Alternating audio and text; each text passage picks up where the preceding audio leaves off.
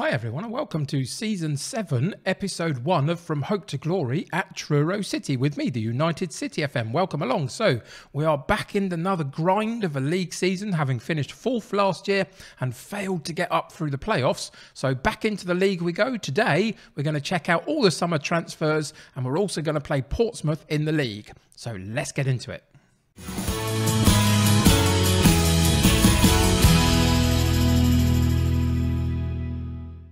Welcome back to Truro City. So, before we get into the episode proper, there's a couple of things I need to tell you about. One is that there's a couple of new things happening on my Patreon, which is utterly ridiculous and amazing that people support me over there. Links in the description. Go and check it out. Read the piece that I put up there as to why I do what I do here. But Nathan has upped his pledge on Patreon, so thank you, Nathan. Really appreciate you. You're awesome. And Joe has returned back to the Patreon, having taken a break for a little while, which is just really lovely of him too. So thank you, Nathan and Joe. Welcome into the Patreon, Joe, again. And as I say, if you haven't seen the Patreon or read the piece that I put up there, link in the description below. Go and check it out. The other thing to tell you is that we are going to go to 4 episodes per season of the Truro City From Hope to Glory save. A couple of the guys on my Discord were saying that 2 episodes was just a little bit too disjointed for them, too much spread out, and they couldn't quite get into the season as much as they'd like. Because we're not doing such regular episodes anymore, the numbers were quite low when we were doing the sort of every other day kind of episodes. We're going to go for 4 episodes per season and see how we get on with that. So if you like that idea, if you don't like that idea, whatever you think about it, chuck the comments in the comments below. Let me know. Come and join me on the Discord and tell me what you think. I do try and listen. We do have interesting conversations there at times about what the content looks like. So come and join us on the Discord. There's my Twitter feed link in the description below as well. So all of that stuff is there. Go and check it all out. But really grateful for all of the support that I get, be it through people through Patreon or coming on the Discord and helping me make decisions about what the channel looks like, or just simply watching the stuff. I really appreciate you. So if you haven't subscribed already, do that. Subscribe to the United City community. It's an amazing place to be, and I'm still trying to grow it and develop it into something even bigger than it currently is. And maybe even click a like button on this particular episode for me, because that will help me get seen by lots more people and continue to grow the channel. So there you go. That's all the admin out the way for this particular episode. Now we get to deep dive back into Truro. We've had a summer transfer window and we've had about 12 games of the season so far. We've come back in mid-October to play Portsmouth, and you can see sneakily over here we're doing all right. If we go into the league table, you can see that we're sitting in 2nd position after 12 matches on 26 points, 2 behind Peterborough, which is a really great place to be. You can see form is really good. We've had a lot of fun so far. We've made a lot of changes. Well, I say a lot. There's probably about half a dozen new players into the squad. So let's go and check them out.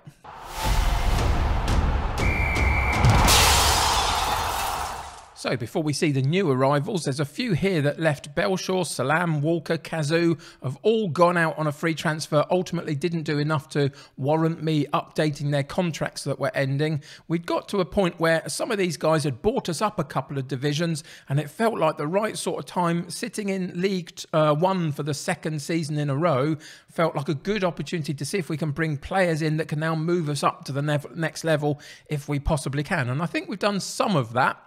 Possibly not quite as much as I'd like, but I think the quality has improved a little bit. So those are some of the guys that have gone. We've also lost the likes of Stavru to, I've put him out on loan for the season because I think basically his time is done. Bowery was let go on a free transfer to Colchester just because I had no spot for him particularly. So we've made a lot of defensive changes, central defensive changes, and a couple of others as well. So let's look through the list. What have we got? We've got 7 players to look through. Michael Mellon, we're not going to spend too long on because he was here last season on loan. We've got him in full time this season on a permanent deal. And he scored 6 in 10 already. So he's holding his own again in this particular division, which is good. So he's in the club. The first newcomer is from Stevenage, Terence Van Kooten, and he's a central defender and right back. Plays both pretty well. He suggested his trade is a fullback, really, but I'm playing him in that central defensive role, which I think he's doing fine at. You can see he's played 9 times so far, not set the world alight, but we don't need him to. We just need him to help keep the ball out the back of the net. And so far, he's doing pretty well. You can see that all of these players are going to have gaps all over the place because this is League One football. The other thing that I'll tell you about is that the attribute colours are set at particular numbers. So when you get to like 13 or whatever it is, it becomes green. Below that, it's orange. Below like 10 is red. And I've changed that. I've moved it up a notch. So 13 is the mark for a green number. So that will show you the sort of a standard and level that I'm trying to attain as much as I can of. The more green, the better they are. And it's now at a 13 and above will get you a green number. So watch out for those. So that's Van Kooten. Joe White. Now, this is an interesting one. I put this guy, his attributes, on Twitter the other day and asked where you would play him. He plays 3 different roles in a natural way. And I think he's got good all-round capabilities. So I asked where people would play him. And basically, as you would expect on Twitter, they all came back with all the three different options, basically. You can play him anywhere. But we are playing him in this central midfield area. We'll look at the tactic in a minute. That hasn't really changed, but the personnel has. But this is where I'm playing him because he's a good all-round midfielder that I'm basically using as a box-to-box. So we'll see how he copes with that. I'd like a little bit of an upgrade here and there on his mentals, but other than that, I think for the level that we're at, he's pretty decent. So that's Joe White into the club. The next one on the list is Johnny Smith, and he's a rotation option down that left-hand side as a left winger. He'll play more in the attacking line than the central midfield line.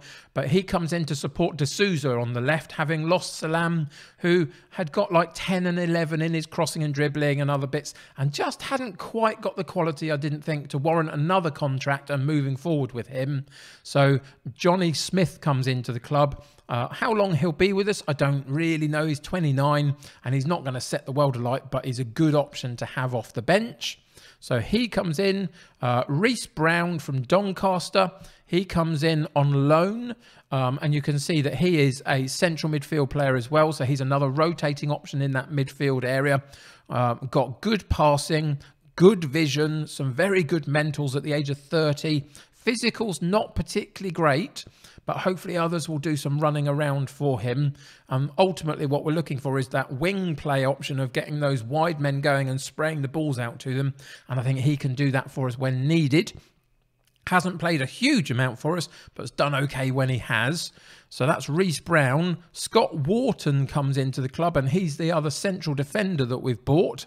There's still a third one to go. But you can see that if 13 is the cutoff, his actual technicals are not fantastic, but they're just about there. But I think physically and mentally, not too bad at all. So he comes in and will play a lot in that central defensive role. And it's doing all right for us so far. 7.05 average rating over 11 appearances. So pretty much spot on. So Scott Wharton into the club. Mario Primus comes in. Just a reserve goalkeeper. I needed somebody to fill the spot. He's not going to be here forever because his mentals and his physicals are not great. I won't be using him a huge amount. You can see that when he's played, he's let 9 in 4 games. So he's not going to play a lot. But we just needed someone, and there weren't many options out there, to be honest. So he's in the club for this particular season. And the final one is Danny Finlayson, and he was bought in, one of the very few players that I've actually bought in, and it just became apparent that he was a slight bit above what we had in the likes of Kazoo and Stavrou specifically, and Bowery. And so we were trying to get some of those out of the club. When I found this guy, you can see that for the key role that we want him to play in central defence, he's got pretty much everything that we need him to have at this level. So he comes into the club, into that central defensive area. And again, hasn't set the world alight yet, but he's settling in, and I think he'll be pretty decent for us long term. So that's Danny Finlayson. Those are the 7 that came into the club. Let's go and check out what impact that had on our fixtures through the first bit of the season.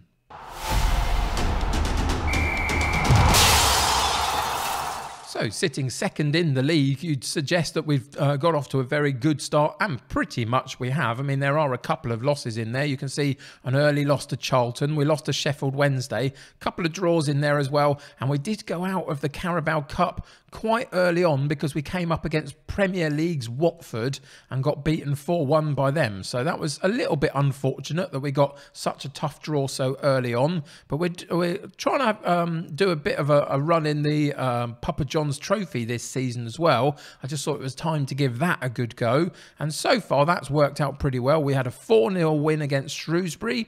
And we also played Southampton under 23s and we beat them 3-1 in the competition as well. So that's going pretty well. But in the league, as I say, a couple of losses, couple of draws, but lots of good wins in there as well. And some decent amount of goals here and there as well, especially lately. We have conceded a few, but as long as we're outscoring, I don't mind so much.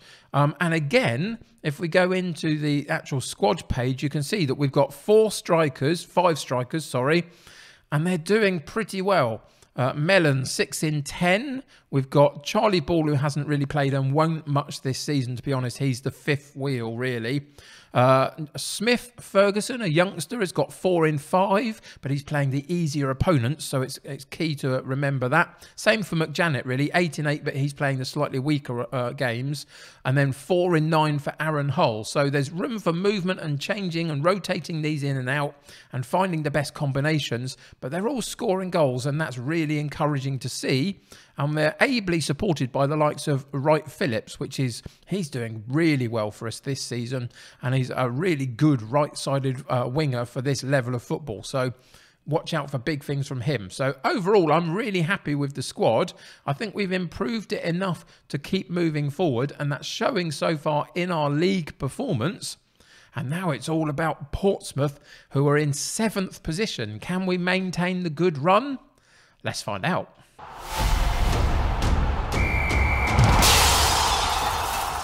So we've got a couple of injuries, unfortunately. Knowles is out for the next couple of weeks with an ankle injury. So that's unfortunate. Right-sided option for Wright Phillips. So we've lost him for a couple of weeks. We've also got Whitmore, who's out injured at the moment for a couple of days. But he's now not a starting option particularly. Wharton and Van Kooten take that central defensive starting point with Finlayson looking to bed himself into the club a little bit. He hasn't started fantastically. So we're sticking with Wharton and Van Kooten just for now, but watch out for Finlayson. He will get into that spot at some point, and that's just pushed Whitmore down the pecking order a little bit. Everybody else, though, is pretty much fit and healthy. There's only a couple that haven't really seen much action so far, and those are the ones you'd expect, the likes of Duke McKenna and Charlie Ball, really. Everyone else has played a bit, though. So for today's match against Portsmouth, in our custom wing play in the 4-4-2 that we maintain from the last couple of seasons because it's been so successful playing it so far. So the team is Roberts in goal, Fink at right back, Devine at left back, Van Kooten and Wharton in central defence, White and Williams in central midfield, Wright Phillips on the right, D'Souza on the left, and Mellon and Hull up top, with a bench of Finlayson, Dunlan, Brown, Bucock, Smith, McJanet and Smith Ferguson. So let's get into today's game and see what happens.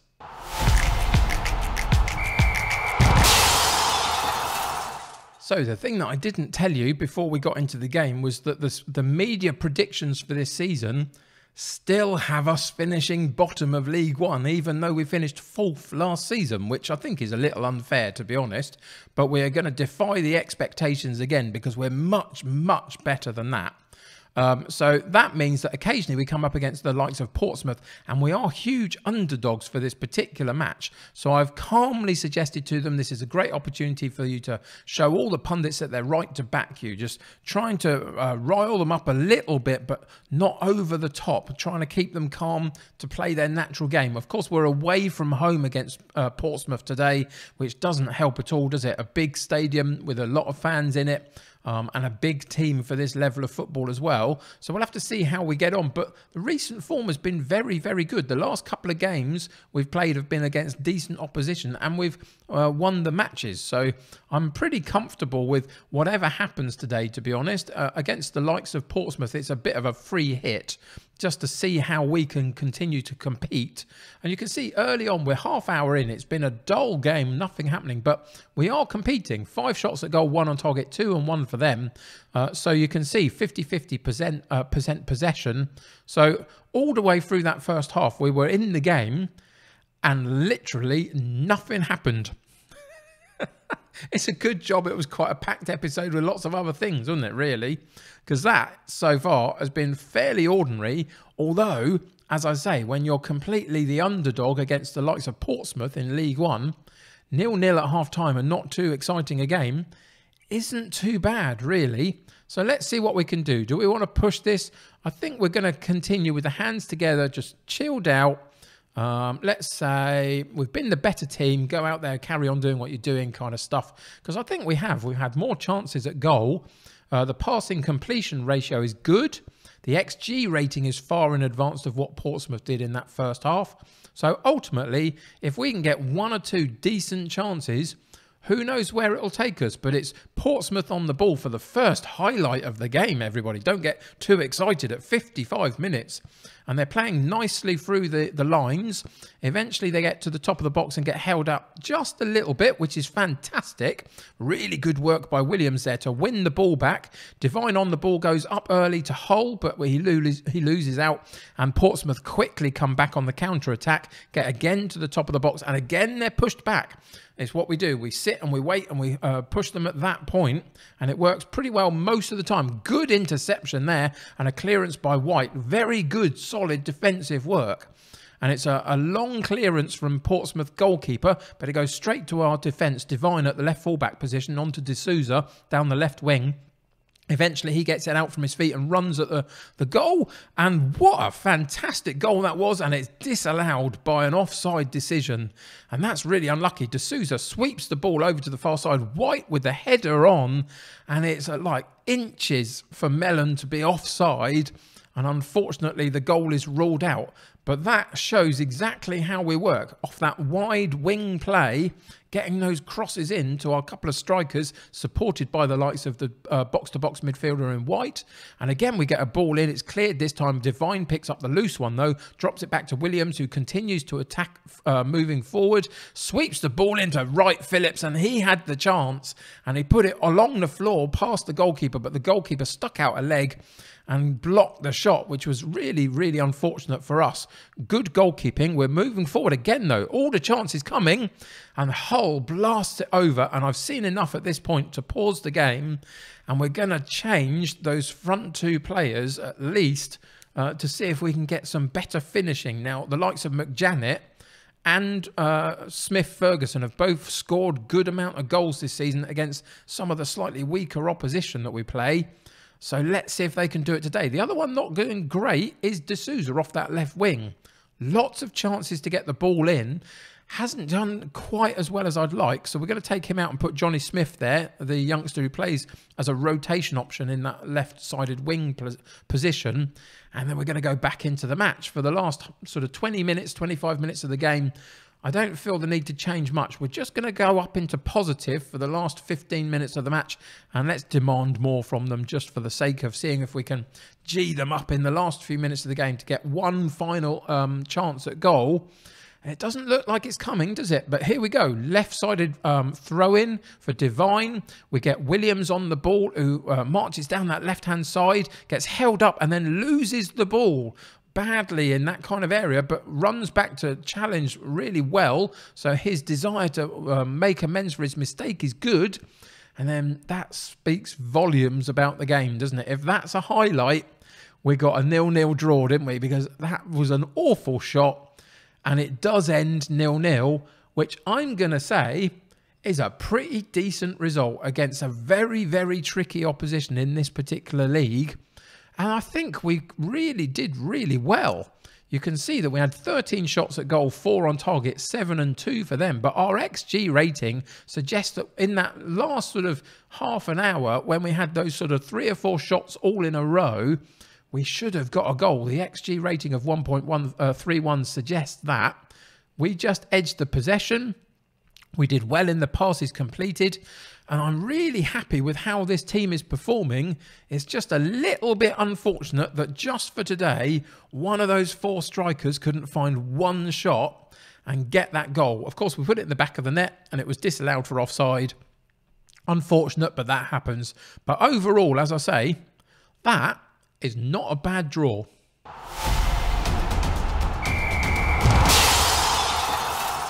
So just before we figure out exactly what we're coming back for next episode, it's worth having a look at the league table, really. And you can see that we still sit in second position. We have picked up a point over Peterborough, but they've yet to play their 13th game. Similarly, behind us, Charlton are only on 12, so they've got a game in hand now that they're just about to play. But they've got a 4-point gap to make up. So whatever happens in that match, we're still going to be in second position and holding our own. Minimum expectation for me this season is definitely these playoffs. If we could get up automatically, I will be absolutely thrilled by that. So let's see how we get on. But so far, it's actually going pretty well. So let's go back into the schedule and see where we're heading for the next episode. So we've got 4 episodes in this season. We've just played the mid-October, so you'd pretty much understand that we're coming back for the end of December. So we're going to play Sheffield Wednesday, unless there's any change in the fixture calendar between now and then, on that last day of the calendar year. And then we're going to come back in sort of early March for like the Warsaw game, and then play the final game of the season as well at the moment against Wigan. So those are sort of the 3 episodes to come in terms of the opposition that we'll play. But there's lots happening in between now and then that I'll be able to catch you up with next episode. We've got the first round of the FA Cup to play against an unknown opponent. We've got Luton in the final group game of the Papa John's Trophy. Easy for me to say. So hopefully we're going to go through there. If we go and check in with the table, you can see we're pretty much there already. So that's good. So hopefully we'll go through in that. Another trophy would be really good to win, wouldn't it? But yeah, Portsmouth, really hard opposition, a 0-0 draw. I'm really happy with that. Tell me whether you think that's a good result in the comments below. December, we come back at the end of it for Sheffield Wednesday. Until then, though, lots to go through that I'll catch you up next episode. So thank you for joining me today. Subscribe to the channel if you haven't already, and join my United City community. The more the merrier. Click that like button on this particular episode. Help me get seen by lots more people. Help me to continue to grow the channel. Check all the links in the description below to Twitter and Patreon and Discord and the like. Until next time, though, take care of yourselves. I'll see you very soon. Bye for now.